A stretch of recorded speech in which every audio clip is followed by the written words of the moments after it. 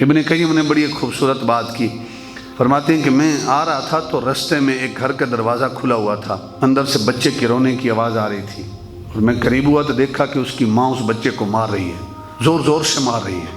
تو بچے نے نافرمانی کی تھی، ماں نے کہا دفع ہو جا میرے گھر سے، تیرا میرے گھر سے کوئی تعلق نہیں، تو میرا نافرمان ہے، نکل جا یہاں سے۔ ماں نے بیٹے کو دھکے دے کے گھر سے نکال دیا۔ ابن قیم کہتے ہیں کہ میں دیکھ رہا تھا کہ وہ جاتا کدھر ہے۔ وہ گھر سے نکلا، سیدھا چلتا رہا، آگے اس گلی کے کونے تک پہنچا، پھر واپس پلٹ آیا۔ جب واپس پلٹا نا تو میں نے اس بچے سے پوچھا بھائی تو چل پڑا تھا، پھر واپس کیوں آ گیا؟ اس بچے نے کہا بھائی میں نکل جاؤں گا، گھر سے چلا جاؤں گا، مجھے روٹی بھی مل جائے گی، کھانا بھی مل جائے گا، کہیں محنت کام کاج کر لوں گا، کہیں ہوٹل میں برتن دھو لوں گا، فلاں کام کر لوں گا، فلاں کر لوں گا، میری زندگی کا سرکٹ چل جائے گا، لیکن پوری دنیا اکٹھی ہو کے بھی مجھے میری ماں کی محبت نہیں دے سکتی۔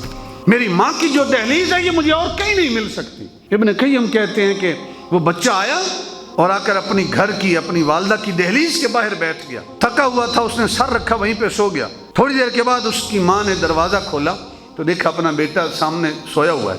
اس نے پھر ٹھوکر لگائی اور کہا تجھے کہا نہیں دفع ہو جا میرے گھر سے، میرا نافرمان بیٹا کیوں آ گیا واپس؟ اس نے رو کر کہا امی جی میں چلا گیا تھا، ذہن میں خیال آیا کہ روٹی کا بندوبست تو ہو جائے گا، لیکن امی جان جو تیری محبت ہے وہ مجھے دنیا کبھی نہیں دے سکتی۔ جب یہ کہا نا بیٹے نے رو کے کہ امی جان تیری محبت مجھے جہاں میں کہیں نہیں مل سکتی، تو ماں کی جو ممتا تھی وہ بھی تڑپی۔ اس نے کہا بیٹا جب تیرے دل میں میرے لیے اتنی محبت ہے تو پھر میں تجھے کیوں دھتکاروں گی، آ میرے سینے سے لگ جا۔